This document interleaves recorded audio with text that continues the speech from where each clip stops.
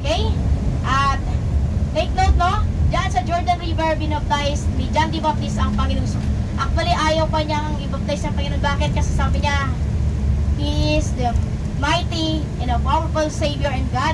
So, sino ba naman ako para mahawakan siya o pagsilbihan sa hindi ako karapat na. Pero alam niyo po, bilang fulfillment ng anak ng Panginoon sa kanyang ama, siya po ay nag-undergo ng baptism. Ano yung ibig sabihin ng baptism mo? Nanggaling po sa Greek word na baptizo. Ang ibig sabihin po, immerse, lubog. Okay? At tawag dito, ito pong baptism ay very sacred, lalo na kapag ikaw ay Kristiyano.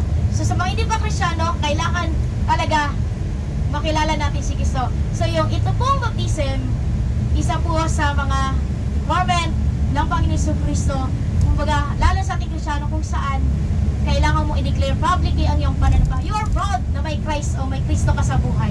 When you say Kristo o Christos, it means anointed one or anointed Savior. So, doon binaptize si John the Baptist sa Jordan River. Pero take note, hindi po yun ang original. Ang original na sa southern part, na sa Jericho. Ito po yung north, na sa northern part, no? At ang tubig ng Yarden nito, when you say Yarden, that is descending, no? So, ito po ay inopen publicly noong, I'm not mistaken, noong 1967, if I'm not mistaken, ha?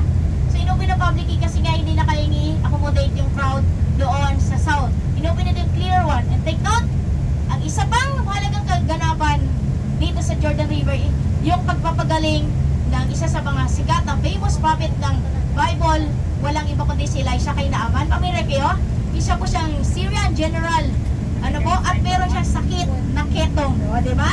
Amen. Oo, alam nyo, pumunta siya dito sa Israel, bakit? Merong nagsabi sa kanya na merong nagpapagaling dito. Akala ituturo siya mismo, yung propetang magpapagaling mismo, no? Si Prophet Elisha. Pero sabi niya, pumunta ka sa Jordan River at lumubog ka ng 7 beses, pagkatapos ikaw ay gagaling. Sabi ngayon ni Naaman, bakit ako luluwin yung tubig niya? Mas malinis yung tubig namin dito sa Syria. No? Tapos naghahanap ng away. Bakit? Kasi Israel ang pinuntahan, kalaban. No? Pero alam mo niyo nangyari? Sabi naman ng kanyang alipin, sabi niya, wala namang masama kung sundin mo. No? Baka sakali nga naman. At kilalang kilala siya, marami siyang ginagawang mirakulo. Bakit hindi mo subukan? Alam niyo po, na-challenge siguro that time si General Naaman, lumubog siya